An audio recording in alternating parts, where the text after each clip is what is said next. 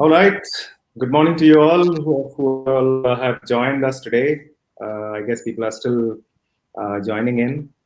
Um, it's a great Wednesday, the great weekend morning, and it's always difficult to get out from the bed and be on another call with all these years. Through last year, we've been on the screen all the time almost. Well, so we are discussing a topic which has been almost a buzzword for past a decade or so, more so in India for last probably 6, 7 years at least. I saw this happening since 2014 onwards when Vishal Sikka started talking about design thinking as an important culture change phenomenon to be taken into the corporate parlance. And then we saw companies by hordes training employees into design thinking methodology. And the whole, one can say that the ambience of creativity in a different parlance walked into the corporate jargon. We've been doing this dive as a platform. We've been doing these dive meetups, first offline mode, past 4 years or so. And thanks to this transformative opportunity, which all of us got, we've also turned it into an online event. And hopefully we'll be able to keep it hybrid. And the whole idea was how peers, as practitioners, as people interested, enthusiasts, we can all meet up and discuss not just design thinking as a method, but everything around innovation and creativity in a broader parlance. And of course, what happens is when we have internet with all of us, there is no dearth of information. Right now, you type design thinking and one can download tons of data. So, but making sense of that, what is relevant, what is not, one really looks forward to some authentic advice. And we thought maybe as a practitioners who've been with this field of design and later in design thinking, maybe we can do something to help the fraternity around, and that's how Dive started. And we've been seeing the journey of design and design thinking taking place. Um, Earlier, people struggling with the idea. I think design has been around for almost 50 years and more in the classical sense, but in terms of modern practice, people have been struggling to make the two ends meet in terms of literally in terms of the idea of design and the business, how they talk to each other. People have been struggling. I mean, I've seen international forums also, designers struggling to make sense of this situation, that how can we make the business side understand that there's a great worth lying here. And there comes the design thinking revolution, one can say, and things started changing. But have they really changed? And that's where we thought maybe it'll be a great idea to call upon this time guest with us, George Supreeth. He himself is a design thinking practitioner or design practitioner. I don't think he uses design thinking very often in his blogs or in narratives. He uses design more often. A polymath. He's a trained into art and fine art, and then went on to work with several .com one times onwards, several companies. So he's seen the entire digital transformation taking place firsthand, and he's a prolific writer on LinkedIn. That's what got my attention. And he still retains his passion for art, and but he looks like a popular figure in Bangalore in the art circle.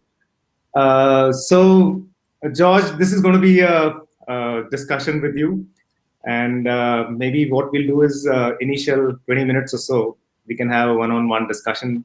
Then we leave it open for the people to join in through chat box. I think everyone can, whoever is joining, can type in a question in your chat, and probably I'll pick it up and direct it to George. And we can probably have a good discussion on this.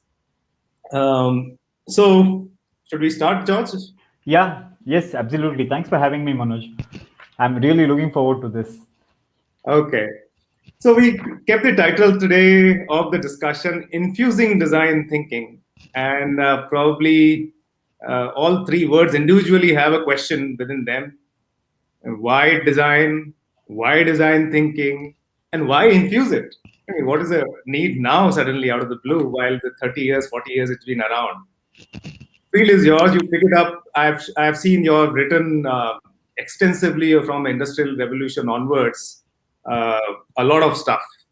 So, what do you think is was the need to bring in design thinking, and what is the need for infusion right now into the corporate culture? Yeah, that's a very broad question. So I'm going to find some way to start this. Uh, Let us look at how I personally think everyone designs. What I mean to say is that it is fair to say that everyone takes some design decisions in their life, regardless of whether they have been trained or not. Quite often, the very act of picking the clothing that you want to wear for a specific meeting, to meet someone specific, all these scenarios that we sort of play out in our head and we prototype and we test, everyone designs. But it is only lately that design, which has been a very outsider sort of a thing, businesses would interface with a design firm for something very specific and then withdraw. There wasn't really a sort of a mash between these two. I mean, one way to explain it would be to say that designers rarely had a place at the strategy table. So you would call upon a designer when you need a design solution, and then they separate. But those things have changed now, and I think for a lot of good reasons. One is Manoj, I think the time it took for information transmission has reduced dramatically. About in the late 1800s, it would take a team of 4 horses to deliver a letter. It would take them 10 days to traverse 1,000 miles, right? That thing got shorter with telephone. With today with email, it happens like that. The same with data, right? Once upon a time, data was one of the biggest competitive barriers to entry that anyone had. Today, data is like everywhere, and it's very easy to sort of get it as well. So when all these competitive barriers have fallen, there is very little left, and I think that's where human centered design comes in, because you can no longer statistically available data is not a competitive advantage anymore. Now, in an age where we can personally target a customer, it's no longer mass advertising, right? It is, you can target people one on one. And when that is the case, it is very useful, I think, to understand human behavior. It is very useful to understand motivations, why people do what they do. And the only way to do that is to study people, not study statistics, but to study actual people one on one. And designers have been doing this for a very long time. And I think that is the reason design thinking is has come to the fore today. Because I think markets, if markets are determine everything, then markets have determined that design thinking is an absolute requirement today. Does that make sense? Yeah. Sure. So, the human-centric design we've been talking of, and yes, it is going beyond data. Maybe we had a data overload, and it's trying to see through the changing human equations because of this data overload, and probably design thinking here. One question also comes is that okay, in terms of cliched language, we say make go closer to the customer, into the customer's shoes, etc. Those are typical phrases used. Market research has been a pretty evolved, uh, you can say, practice Right. way before design thinking came into being. Sure. And we have seen those of you or those of us who were there in the TQM era, we have seen the house of forgot that term. Anyway, those are elaborate uh, methods have been around. House of quality, sorry, I got it. House Right. of quality has been there. There have been value engineering has been there. A lot of methods have been there to go closer to the customers, uh, qualitative methods have been around. In that sequence, or in that sense, why do you think design thinking had to remodel everything with the promise of multiple things on top? That it will make the process creative, it will make people come closer to each other, collaborate better, etc., etc. Yeah, yeah, yeah. So, do you think that was what was the context of doing that? While there were methods, and we'll come to the problems underlying. But Yeah, I'm yeah. trying to set a ground before. Yeah. Yeah, what is that saying? The sum is more than what is that? More than the sum of parts. Yeah. Right? So if you look at how, so I mean, let's work back to how productivity may have entered our collective sense of what a business is, right? uh, Pre-industrial era, you had factory systems, but you also had people who used to do multiple things, right? So more generalists than specialists. So there was a massive efficiency that could be optimized, right? And then we know the story of a Taylor and Taylor's time and motion studies, and we know how specialists evolved so that we can optimize the time and the work of each worker, right? So collectively, what we have done. In fact, let me do one thing. Manoj, shall I share my screen? I have some pictures I can. These will be useful.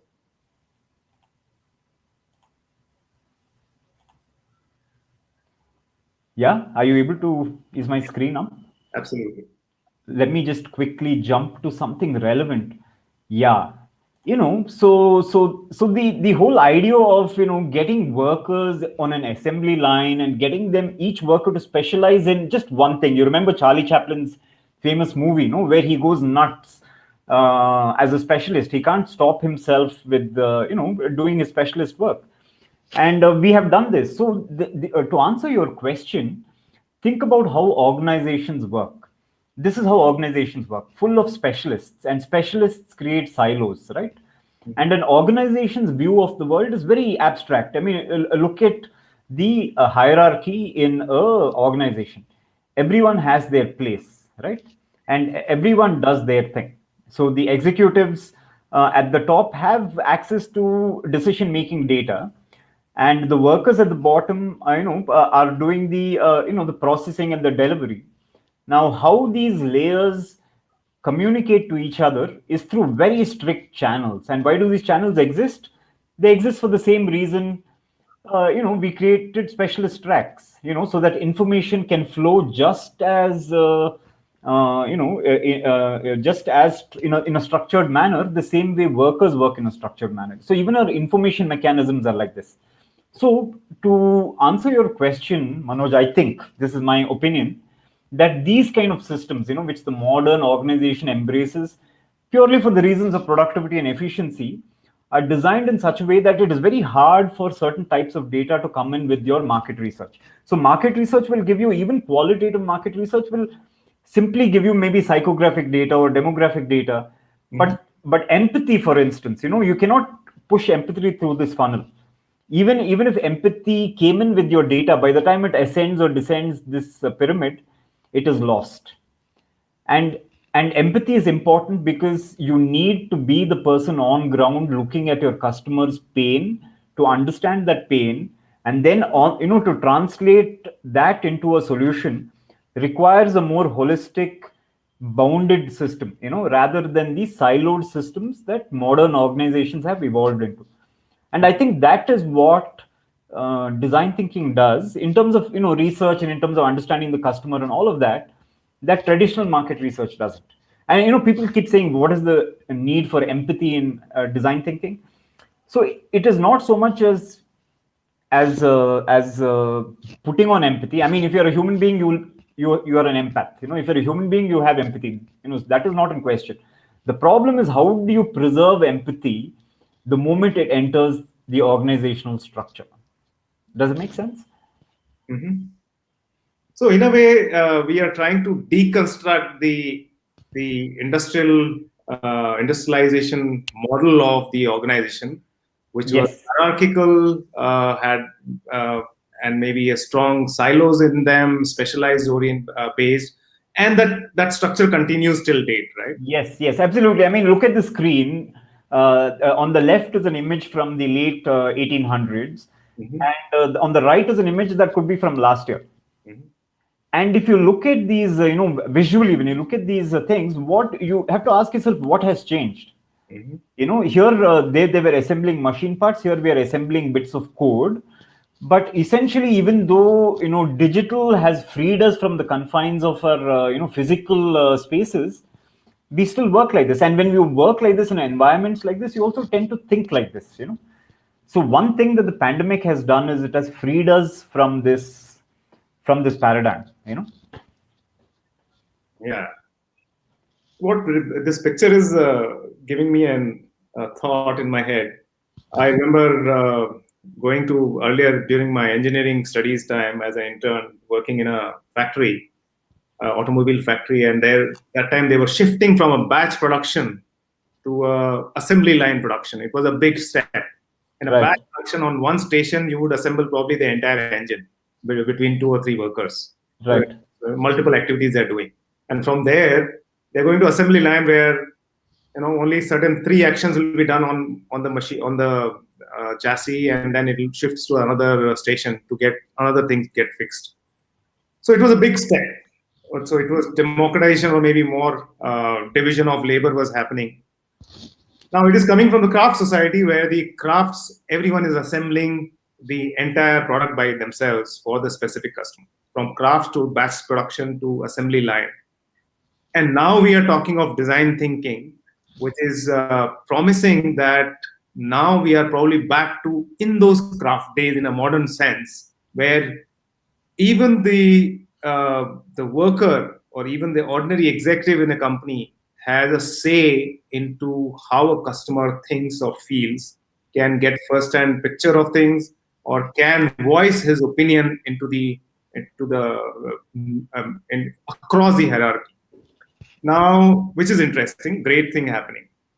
In our experience at Turian Labs, we have seen whenever we have done such, try to do this infusion of design thinking through some, let's say, organized courses or workshops, etc., or even a longer term rollout. What happens is that it's great to infuse the whole idea of democratization of voices, collaboration through design thinking, but it also unsettles the entire structure. It unsettles the existing silos, which of the power silos. The HR department start feeling, jittery because people have started raising voice, or existing other figureheads in the company who were used to the previous structure. And now the people have started voicing opinions. They start feeling jittery. So now there's a dichotomy: to democratize, to empower through design thinking, or not really. What do you think? I've come to believe that the role of innovation and a lot of other things like that, the idea that we will it to happen and therefore it will happen. This idea of willing something to happen, I think it has a ceiling, as in it has a boundary.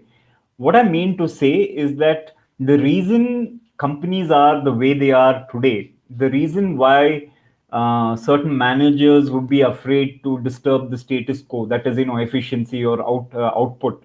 Mm-hmm. The reason that all these things exist is because of market forces, because of technological forces, economic forces, social forces, and all of that. So let me explain an interesting bring up an interesting paradox. Okay. About in the late 1800s, the way to deliver mail from one city to another would be done by a pony express, right? It would be one of those carriages which are drawn by 4 horses, and a 1,000-mile journey would take about 10 to 15 days to get a single letter across. So you can imagine that information consolidation may have been a major thing. Because if it is going to take you 15 days to get a message across, then you're not going to do a tweet. You're going to send a book across. Mm-hmm. You want to ensure that that person has all the context, all the information, all the communication he needs to make a business decision, right? Especially if you're communicating across cities. Now, what has happened is today we find ourselves in a situation where information transmission is almost instantaneous. Mhm. The moment the information transmission becomes instantaneous, there is no more reason to consolidate information. Therefore, context is lost.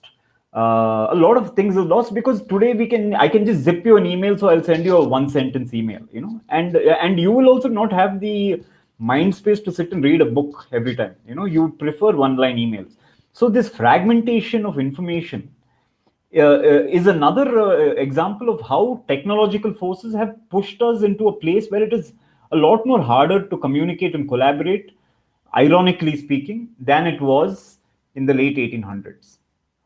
Isn't that interesting? So there is an asymmetry in information transmission between then and now. So back then, you could imagine that information would have context. It would be very rich with meaning. The person would not want to waste another 15 days. Sure. But today we have done this. So see, all these forces affect us. So one of the ways in which design thinking could be brought in and actually help is to look at things like this. Like when we communicate, are we building in meaning in context? Mhm. Are we helping our employees have the patience to understand a framework when we explain it to them more holistically? Are they expecting to get piecemeal bits of information? Can we feed them a full nutritious diet of information? So I think things like this may be a very interesting way to look at this problem. Okay. So the proposition you're saying that the ultimately it should be helping to bring a holistic picture to the across the ladder in the organization rather than the piecemeal information, which is quick to come, but then creates its own problems. Yes. You can think of it as information popcorn Okay. versus a nutritious meal. That's a good analogy. Okay, so let's shift before we open up to the for people to. Oh, I'm sure the audience can probably have questions already, and they can type in while I go with another question, which is to tweak the discussion towards creativity. I think that's one area which is all designers and all practitioners have close to heart. What is the need of creativity suddenly now has come up, and how is design thinking really enabling creativity? One can understand the empathy part, one can understand the defining the problem bit better so that the problems can be tackled, the right problems can be tackled, that is fine. But where is the question of creativity being fueled or funneled through design thinking, and is it really doing it? That's the question I would put across. Actually, that's the $1,000,000 question, isn't it? I mean, does design thinking really work? Actually, Manoj, for a longest time, I was considered myself as an outsider, I'm a design practitioner. And when I originally came across design thinking, I didn't take it very seriously, to be honest, Okay. and in fact, I've written quite extensively on why it doesn't make sense in many different contexts. And the reason I had to do this was I have to be a skeptic before I drink the Kool-Aid. Mm. And some of what I was seeing in the early days didn't make sense. I wasn't sure how this could bring in creativity, because let's look at what, from a scientific viewpoint, let's look at what creativity could be, right? Let me give you a scenario, right? I actually mentioned this in another podcast a few months ago. When you give an adult a cardboard box, and the adult will either fill it with something or will throw it away, right? Mhm. You give the same cardboard box to a 6-year old, and she will turn it into an aeroplane, a bus, a house, and all sorts of things until that box breaks down. So the point I'm trying to make here is, why is the 6-year old more creative than, say, a 40-year-old adult? What is happening over here? Why does the child see the box as a car or a plane or a house or whatever, versus an adult only sees it as a functional thing, something that in which you can use, you can fill something in. So there is a term for this in psychology. I think it's I'm not able to. I will paste it in chat when I remember it. The idea is that once you get locked into a certain way of thinking, it's very hard to break out. So that's the point of it. George, you can stop sharing your screen. Maybe it'll be better for the audience. Yeah. Sorry Oh, for. is it? Okay, okay. Hang on. I'm just going to, yeah. Sorry for interrupting. Yeah. Not at all. Am I back? Okay. So yeah, some of the fundamentals of how creativity seems to work is that one, there is an openness to what you're looking at. A child is very open to the possibilities of this box. Versus, sorry, it's called functional fixedness. I just remembered the term is functional fixedness. That is, you tend to sort of get very fixed about how you see life, right? A child doesn't. And a lot of artists and designers are like children in that sense. They have maintained that way of looking at the world. And it seems for very good reason. You see, the art does not really have functional requirements, right? Which means that the artist is free to look at the world and interpret it any which way they want. If you have seen some of the more radical contemporary art, you will see what I mean, right? Especially art installations. They try to create anything that they want. So they make meaning that they make the kind of meaning that they want to make. But look what happens in the functional world. Let me call it, in organizations. Everything has to have a function, and we are very outcome oriented. So when you look at the world in this sort of a view, it's very hard, and organizations don't have a choice. If they tried to be like artists, they would go out of business. They cannot chase every squirrel up every tree. So what is going to happen is we need to find a way to balance this. So when we say to bring creativity into an organization, we should be very aware that what are we expecting from the people that we are infusing creativity into. Are they still delivering within their mandate? Can we help them do what they're already doing better? So for instance, I would say the role of design thinking with senior executives is not to help them come up with ideas. They have good people to do that. They have workers, they have designers, they have factory floor people. These are the people who are supposed to come up with ideas. As far as products and things like that are concerned, what executives have always been very good at are decision making, big picture strategy, going out to new markets, these kind of things. And if design thinking can help them get creative with that, not to come up with product ideas, for instance. So similarly with each department. So the idea is, whatever you're already doing, how could it be slightly better if you were a little more open to possibilities? Does that make sense? Okay, so in a way, design thinking is trying to bring in artists in them, but post the phase of identification of the problem. Yes, absolutely, absolutely. Which is if you think about it, it's quite hard. And which is why I would assume that design thinking requires so much training to sort of instill in that. Because once someone has, I hate to go to my screen again, but if you see these optical illusions, initially you're not able to see what it is, but once your brain recognizes what that image is, then you can't unsee it. You're right. So this is it is very similar problem. Once a company, people in an organization see a problem, then they can't unsee it, or if they see a solution, they cannot unsee it, and that is what makes it so hard. Okay. So in a way, it's trying to open their mind, but not only just open the mind to the other possibility, but also to give them a childlike rigor to explore possibilities. Yes. With an open mind, but then finally they'll have to converge. Yes. And they'll have to bring in the practice people have been trained for ages. Yeah. Bring a convergence. Finally, somebody has to take a decision out of the whatever brilliant exploration an artist would have done, or an army of artists would have done. Yeah. It has to be taken, right? Yes. So their design thinking has to then come to the take help from the previous practices of decision making. Right. Absolutely. And different different ways of numbering things or gamifying things and stuff like this. Yeah. So that has to happen. Yeah, absolutely. I mean, if you remember, see how people who do an MBA, for instance, people who study business administration, Mm-hmm. the way they are taught, one of the ways they are taught is the case method. Mm-hmm. So a popular case, the professor will read out a popular case. He will hand out the case notes. Each student will sort of introspect and do their own critical thinking. Then they meet in small groups, and then the professor will also meet them with So this whole case method of learning is the primary way business students understand problems, right? And if you look at it, it's very abstract.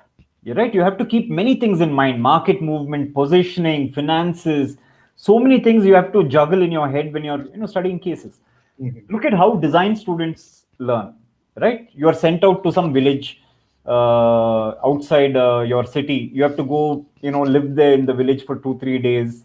Make roti and watch the chula and see how the people are working, and you make your notes and you come back.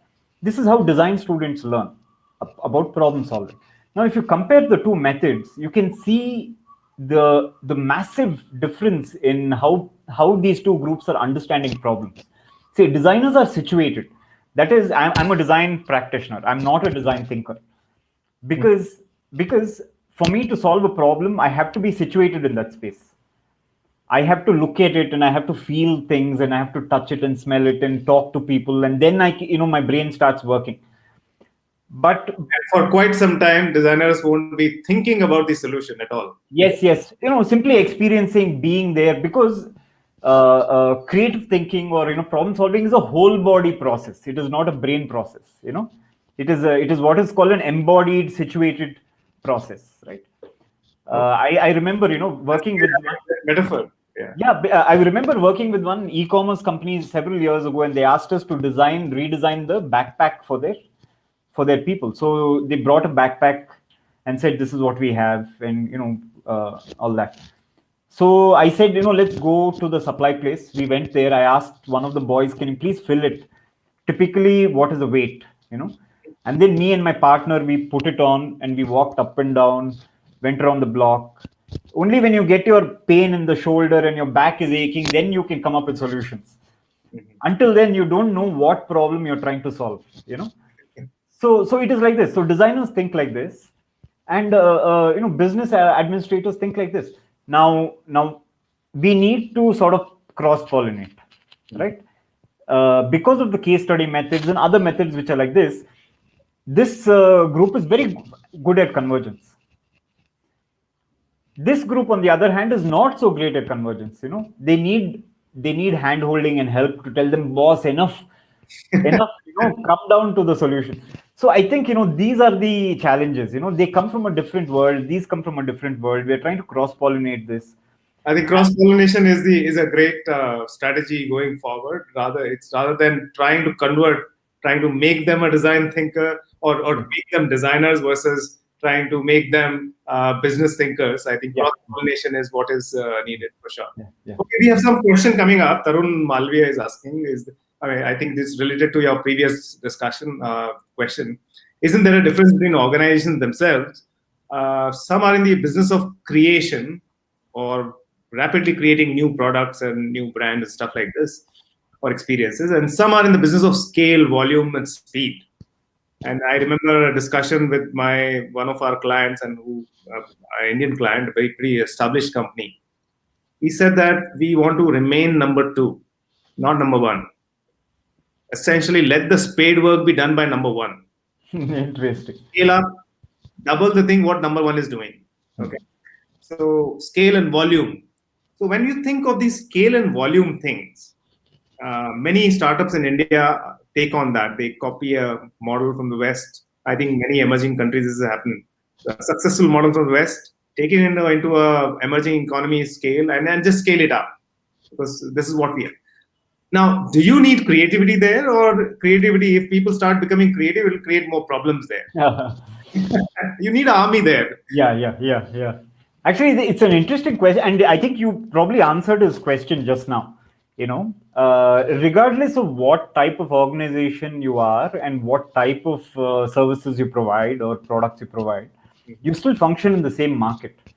The same market forces affect you that affect the other type of organization, right? So I would say that it is, different organizations have different priorities. Like I'm a design studio who has for a decade not worried about scale. Like the problems that my studio works on are not scale problems, we are scope problems.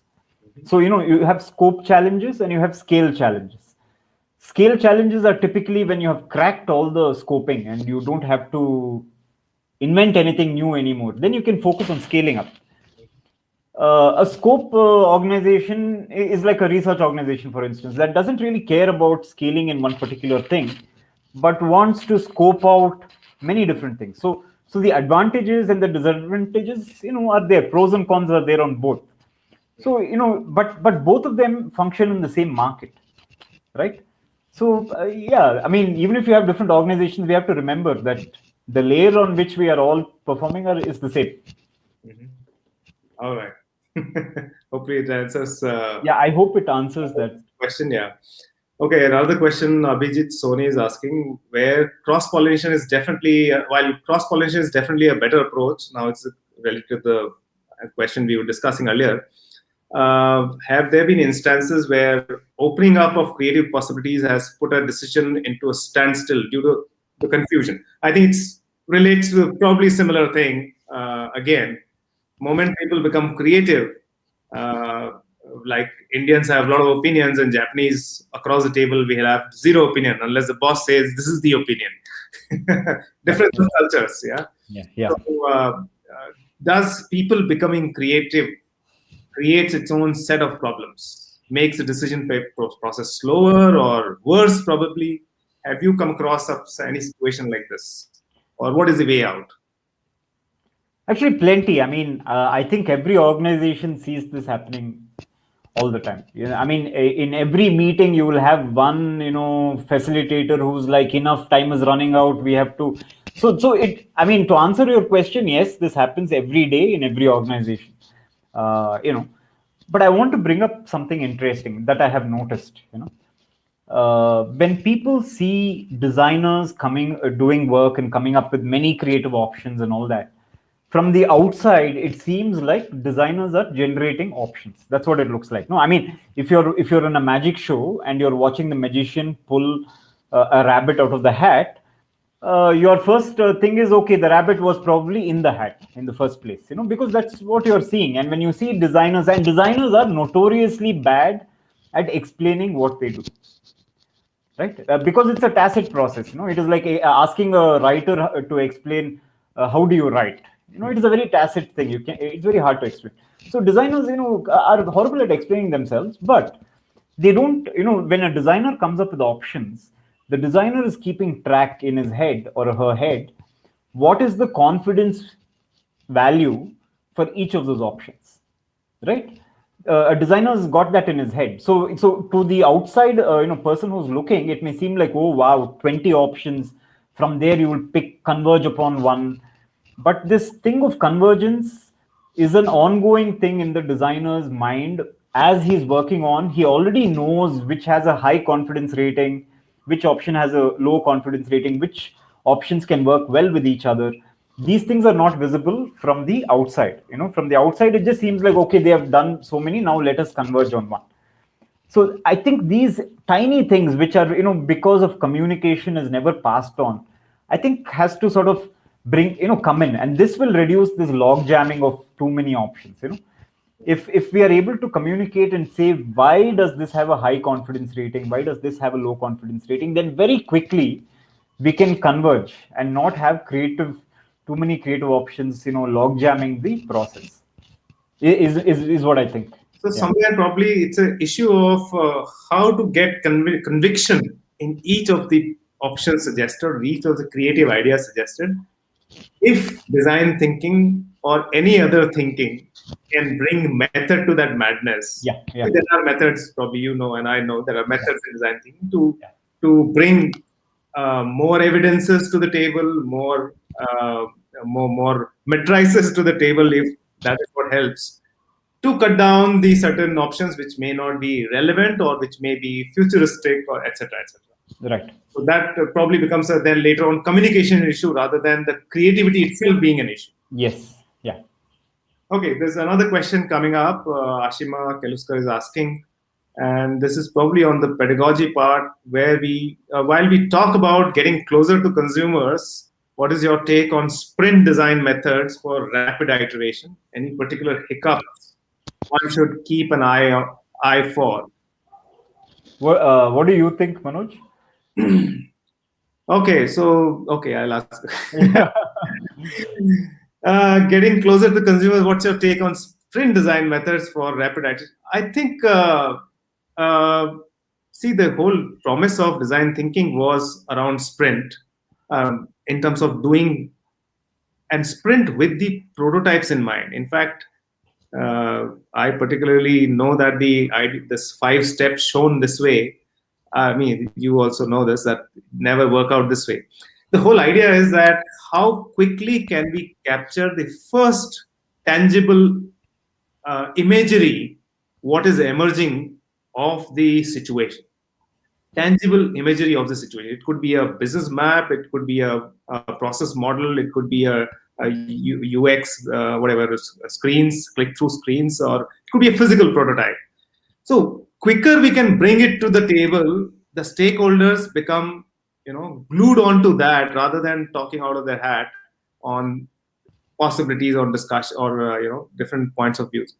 So I think the sprint method works, provided that we are going through sprints with the prototype every time in mind, and that really helps. I think we have, as a product design, while I ran a product design company, it helped me, and I'm sure in the currently with Ideasutra you are doing sandboxing with the social impact space. Yeah. I don't know whether it's working there as well. Yeah. Actually, we have used sprints, but in my opinion, they have a very narrow area of utility. So broadly, in my experience, they basically have two things they are useful for. One is if your organization is one of the startup type of organizations. Now, I've never considered a startup to be like a regular mature business. They are two very different things. They look similar, but they are not. Startups work on a completely different set of physics, versus a more mature organization. Startups, everything is different about a startup. The way, for instance, the very idea of getting your money upfront and spending it versus the typical business's idea of slowly sort of accumulating. So there are a lot of these kind of differences, and in a startup environment, a sprint is perfect because it's all about doing things fast and breaking things fast and all that stuff that they have running. So a startup, so a sprint very nicely fits into a startup culture of making things. They have these agile frameworks and all of these other things, lean method. And so this fits in very nicely to that philosophy. That is one use, I think. And not just startups, there are also times when you need to get something done really quickly. And a sprint is useful for that. But it is not a replacement for good old, well thought through, well reflected design solutions. Right? That is one. The second thing in which a sprint is useful is as a simulation. When you want a large group of people to understand how something goes from an idea to a product prototype, more as a simulation, then sprint is useful because you're able to get a group of cross-functional people together and have run a simulated exercise and have them understand the entire pipeline and workflow. So I think sprints are very useful, but they should be applied judiciously. If you start using them willy-nilly, then it causes more problems than it solves. That reminds me. Your answer reminds me of a phrase now that MVP should not be seen as MVP or minimal viable product. It should become MLP or minimal lovable product, so to say. Okay. In a sense, if you can't make a structure, just a rickety structure, and say this is my prototype or this is my MVP, you need to have all the right ingredients. So even if for thinking through a prototype,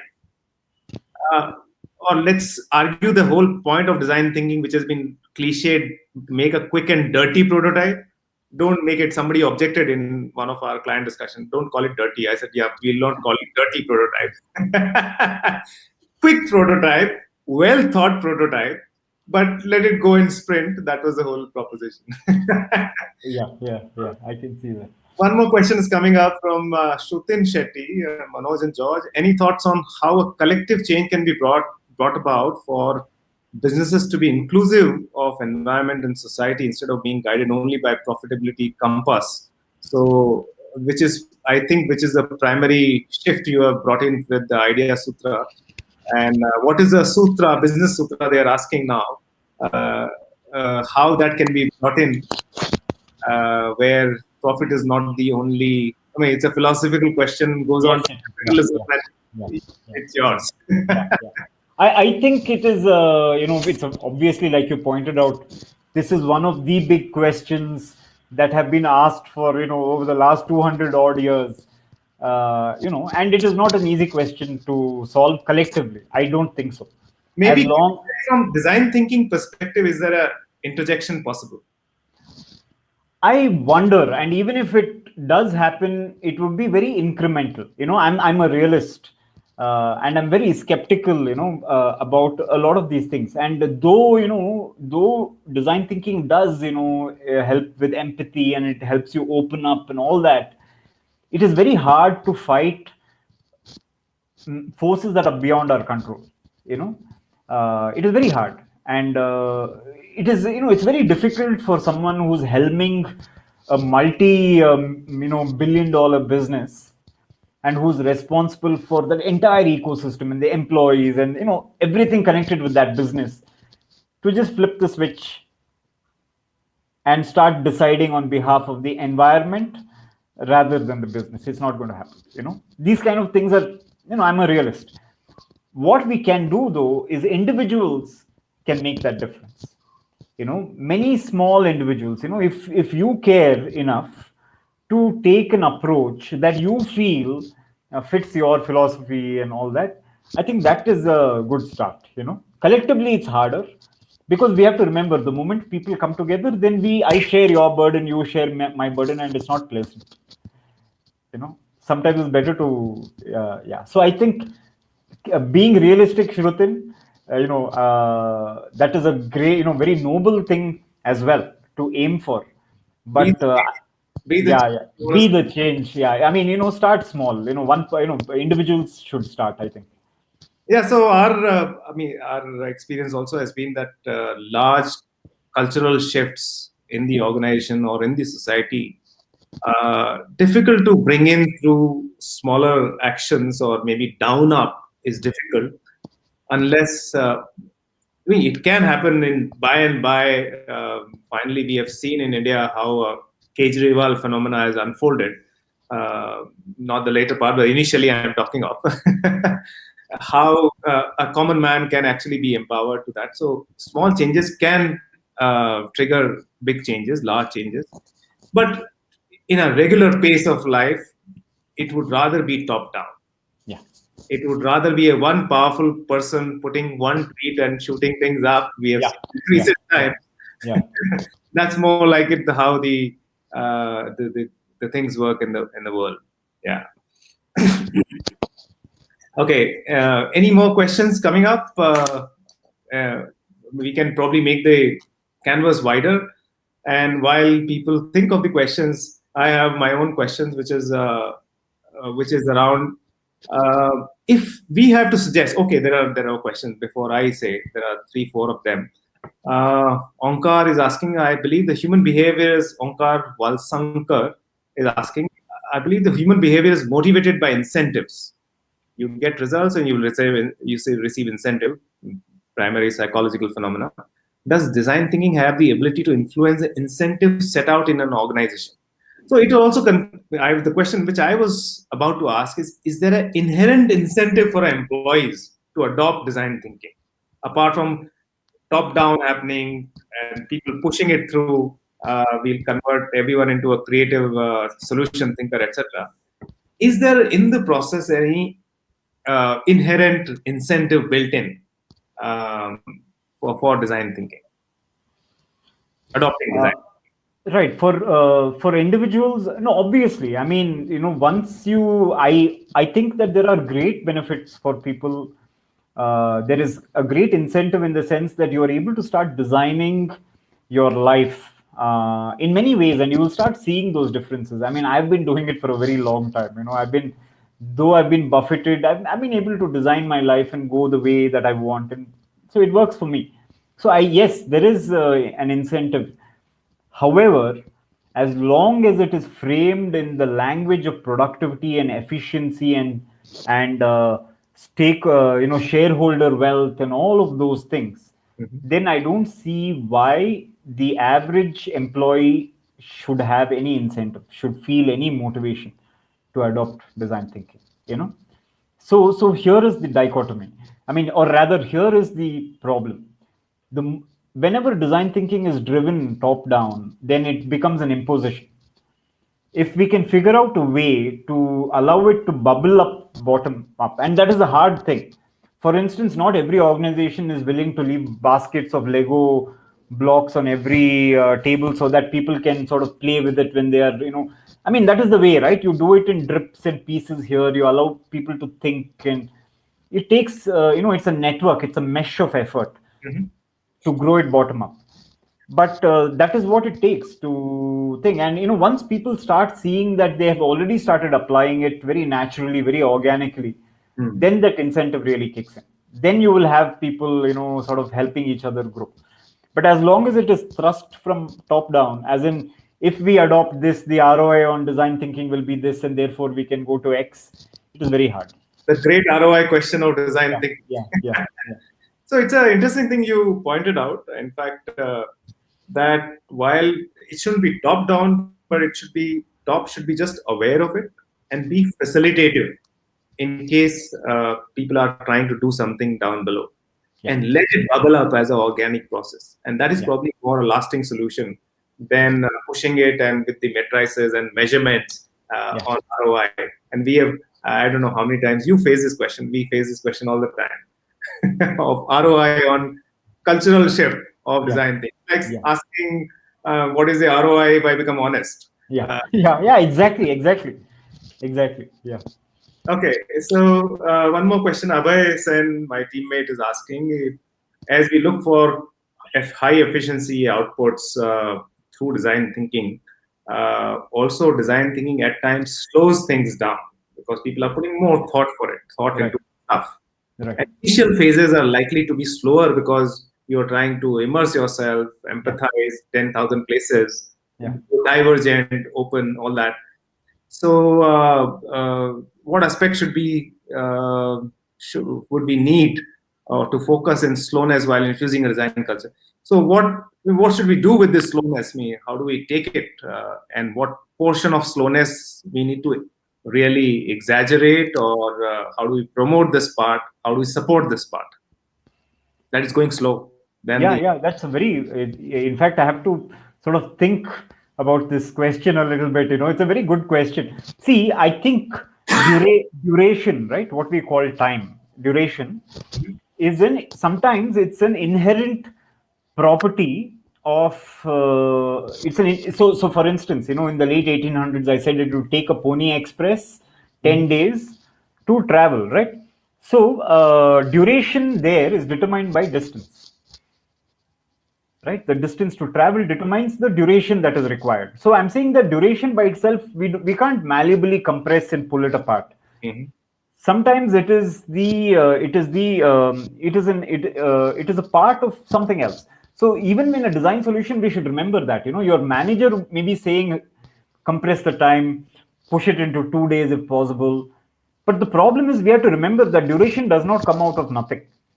Duration is always a factor that is caused because of something else. And identifying what causes duration, what causes that, will allow you to play with quickness and slowness and all that. Because what we are doing is not time based. Time is a secondary manifestation. What we are doing is problem solving, and the resources and these other things, and your talent and the kind of team you have, openness, buy-in from your management. All these things matter when it comes to slowness and fastness. I don't know, Abhay, does that help? I think that is where probably the facilitative aspect from the top would matter in this case, that how they perceive the time factor versus the solving the problem in a holistic manner, and that's where if they are receiving it well, the situation may be quite positive. Okay, one question is coming up, which is rather fundamental one. Parthiban is asking, Parthiban Vijay Raghavan. He's been also our dive participant for quite long. Each one of us has a preferred way of thinking. Some are analytical, some are orderly, some are social, more creative, design thinking. Does this design thinking principle applies to all, or is it like everyone should do it, or rather we stick to? At times we do design thinking, and other times we should be, should individually be predisposed to their thinking methods. Yeah. I think, design thinking is just a framework.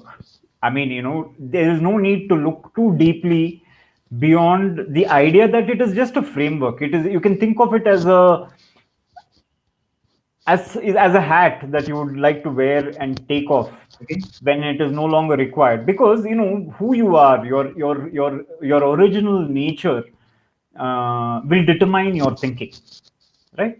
Having said that, it is possible for you to train yourself to, in divergent thinking, or to train yourself in convergent thinking, to to help become a little more analytical. All these things are possible with practice and effort, but fundamentally your nature, your personality, your very nature, your background, how you were brought up, all these things will determine the way you think. So design thinking is just a hat. You can look at it, take it if it is useful, ditch it if it is not, change it if you want to, bring in something else if you feel like it. It's a very malleable thing.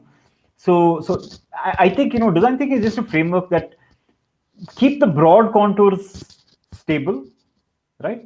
But fool around with the innards. It should be fine. So I think this is a good pointer. I think internally within my company, Turin Labs, also the way we practice is not these 5 steps. I think no real practitioner is actually doing this 5-step stuff. Right. Right. It's very. I mean, it's rather some anchor stone or tenets are there which you need to keep in mind. Yeah. And we are good as long as you said, it can be distorted and picked up in multiple ways. Yeah. Maybe we can have another session on how it can be distorted and used. Yeah. We are close to our closure time, but there are one more question. And Tanmay Dhar is asking, is developing a collective mindset and democratizing the ideation and strategy process helping organizations across markets, or is it for firms operating in a certain context wherever in a sense of design thinking where we are trying to do collective and democratize method of ideation? Is it helping certain kind of companies, or it helps across the board? I think it helps across the board. And let me tell you why. We started our discussion with how fundamental forces have forced us to become the organizations that we are today. Whether you're a 10-person team or whether you're a 1,000-person team, we operate in the same market, and all of us are suffering from the same forces. All of us are forced to use Zoom, whether we like it or not, or Google Meet. All of us have to do video conferencing, for instance. All of us suffer from the monetary policies set by our thing. The point I'm trying to make is that design thinking is useful across all kinds of organizations. A collective mindset is useful because these things have changed how we operate today. Information is available everywhere. It is highly fragmented. The things that we could do in the yesteryears, we can no longer do. So we have to use some of these principles to get all of us in the same room and agree on things, to have a more holistic conversation instead of these, Twitter tweets kind of things that we keep doing. Even on Slack, we do that, even on Slack and some of these other things, we still talk like that in fragments and pieces, I think design thinking will sort of act as a glue, it will put these pieces together and allow us to sort of understand what do you do. It helps us understand how cross-functional teams work, So I think that is its purpose, and it helps all organizations. Even if you're a 10-member organization, it helps. I think this the analogy of glue is a very good one.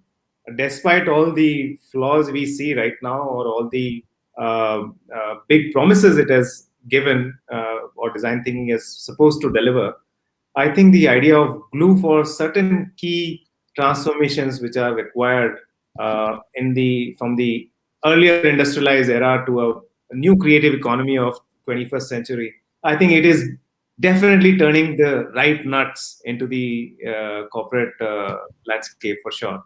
So, on a final note, George, um how what would be your recommendations if we are talking? Come back to the our initial topic of infusing design thinking into the organization. What would be your few recommendations that this is how? I mean, I got one, which is that let it bubble up, just facilitate was one, but also from your background, your own practice, what would you recommend? Few tips, if at all. So, very broad question again, but maybe I can boil it down to two or three factors which I think may be useful. Right. One is I think it would be useful if design thinking, facilitation, workshops, projects, all of these things took into account role appropriate techniques. That is, are the techniques that we use in design thinking so universal that they can be used with an accounting team versus a marketing team? So one would be to look very closely at, is this role appropriate? Or do we have role appropriate tools? That would be one. Second, I think there is definitely a lot of place to ramp up internal communications. That is, I keep bringing up fragmentation of information in our communications. I think organization, there was this whole movement towards knowledge management, you remember, in the early 2000s. Yeah. Everyone was talking knowledge management. It never went anywhere. Few wikis happened and that's it. Yeah. I think that revolution needs to come back in some new avatar. We need to be able to share knowledge and information in a seamless way, so that we can take your piece and my piece and all these pieces and put it together and see what it looks like holistically. And the third thing I think is there really needs to be an attempt to cross functional teams. See, people talk a lot about cross functional teams, but in many cases it's not viable because of friction, because of business processes don't align. So many things. Teams prefer to work in silos, right? If we can somehow figure out either an excuse for teams to come together and work on something, something, figure out more ways for teams to work, as cross functional teams, then we will see better adoption, better use of design thinking, within. So these three things, I think. Yeah. I think I personally like these, or I see a complete new light when you say the knowledge centricity, which was earlier. I remember those times when everything was KPO and people were trying to make knowledge centric model. Knowledge management was big word. I think that goal to come back along with problem solving and creative mindset, I think these could be subset of that, how to turn companies into knowledge centric companies. Absolutely. And I think this is also one lacuna I see in large organizations, is to be able to curate the knowledge which is lying tacit within the organization. That's absolutely. That's very important. How do you bring it out? How do you make it explicit? That is very, yeah. And that's where probably design thinking should be playing a role. So I think three cheers to your three suggestions. Thank you. So I personally enjoy this discussion, George. If you have any parting thoughts on this, with thanks, please go ahead and share your thoughts. Yeah. First of all, thank you so much for having me, and thank you for making this so much fun. I had a great time. And thanks to Sajid, and thanks to the team at Turian, and thanks to everyone who participated today, especially also those who asked questions. I had a great time. Some of the questions made me think. I will probably still be thinking about some of the stuff that I was not able to answer to my satisfaction. So thank you for that. And yeah, I had a great time. So thank you so much for having me. George, maybe can you flip through your slides? That'll be a good thing. I think you had some interesting things going on. Maybe without explanation, but just flipping through slides or one liner on slides would be a great idea. Uh, Okay, okay. Let me just very quickly go through I this mean, thing. I know you've been great illustrator, anyways, but I saw your So LinkedIn. actually, I just threw a bunch of random images into this, hoping to jump back and forth between them if we had a conversation. So there is no structure here. I'm just going to run through them. They're just very random. So here I was trying to say, this is how the designers look at the design process, and this is how design thinkers look at the design process. Indeed. And there is a very good reason for this. Design thinking is explicit and design is tacit, and it is very hard. And both have their place and both have their reasons. This is an interesting slide. So, people who are watching this, I'm just going to play something very quickly. I want you to take a look, okay? Imagine the listeners, I break them into two groups. One group sees the video on the left, and one group sees the video on the right. Right? I'm just going to very quickly do this. This is an interesting slide. I'm glad Manoj asked. Okay, I'm sharing the first one.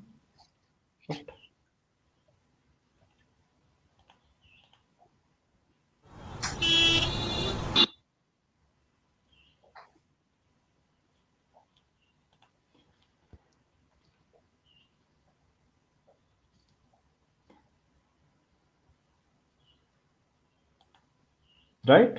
Mm-hmm. This is our first video. So imagine you are part of a design thinking team that is asked to solve some traffic flow related problems, right? Mm-hmm. Okay, this is the first one. Let me stop this. And then very quickly, I will play the other one.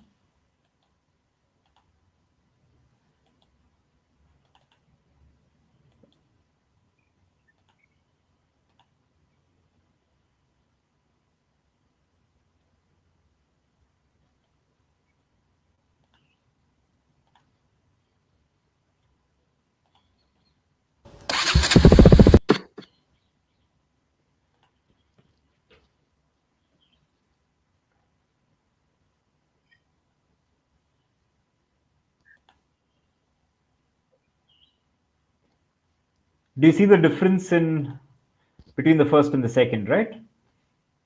Mm-hmm. All right. So my question,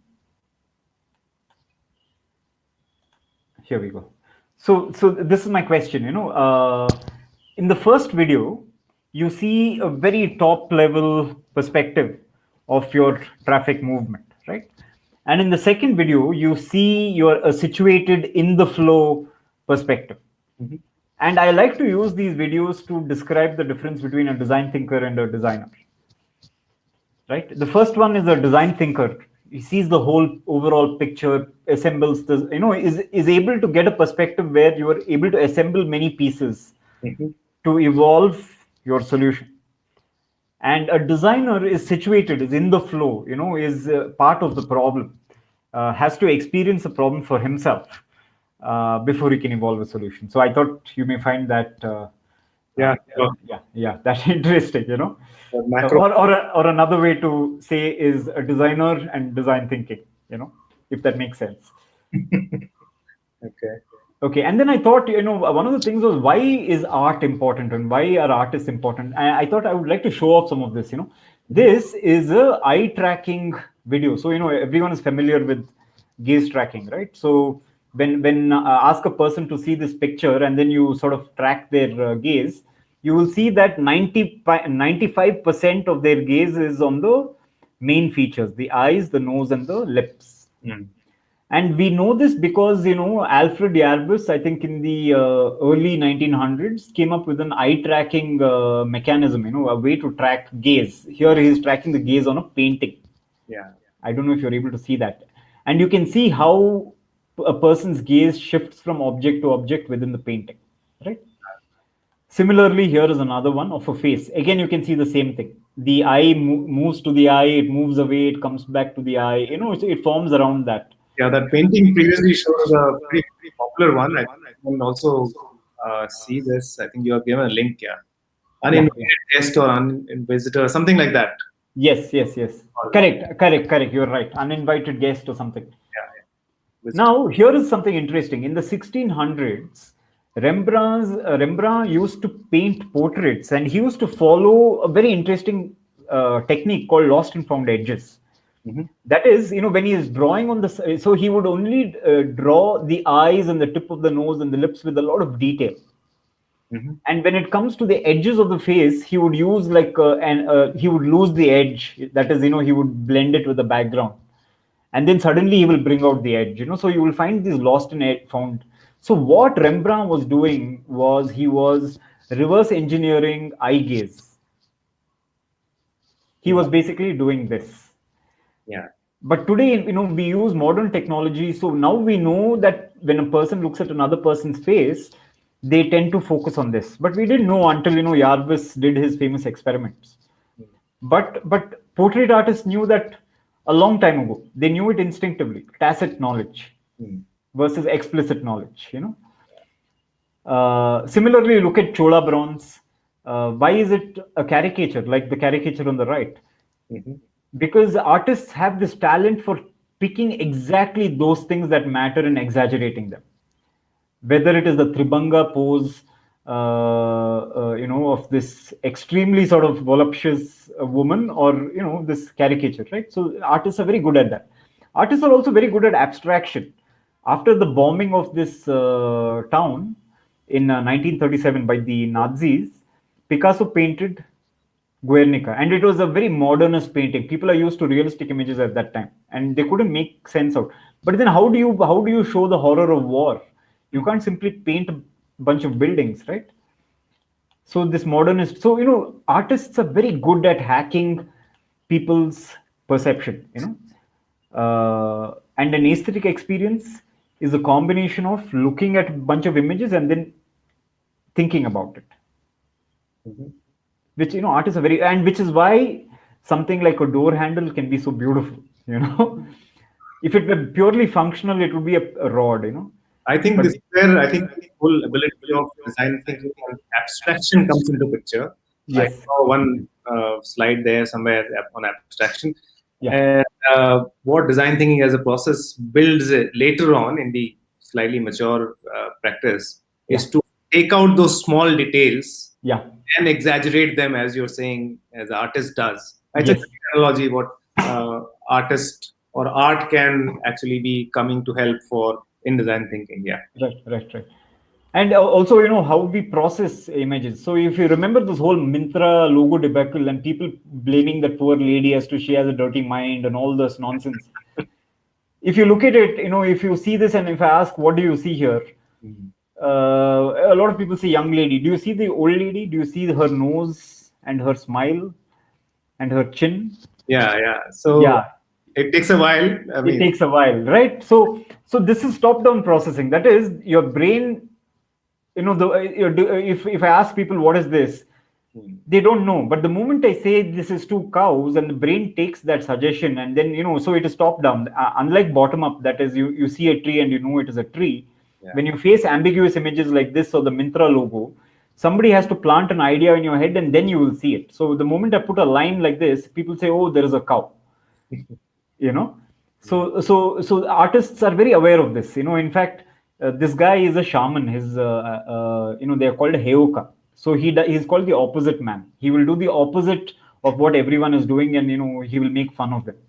And I think artists and designers play this role in society. It's very important. By calling out things, you make people think harder, think better.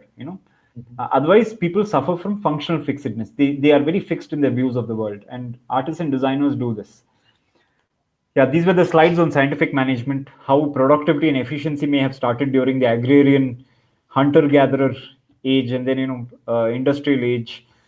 How the Second World War Yeah. and all the administrators from that coming into after the war ended, coming into business, into organizations, may have led to this sort of operations and efficiency. I was saying that organizations are very abstract entities, and they need to be humanized, and that is what design thinking does. So if you look at Porter's five forces, for instance, you can see how abstract his idea of marketplace interactions are. And typically business administrators think like this. They think in these terms. Yeah. Yeah, so this is your case study method. How students learn versus how designers learn. Go out, make drawings, make pictures, bring it all in and piece it together and make sense. Versus here, it is a little more abstract. It's a little more intellectual.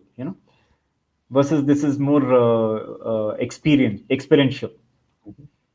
Yeah, that was it. Those are my slides. Yeah, it was. I mean, I don't know. We could have structured the session better than this in terms of putting what first what, but it was a good organic evolution, and I'm pretty happy with the outcome. Thank you so Great. much, George. Thank you so Thank much. you so much.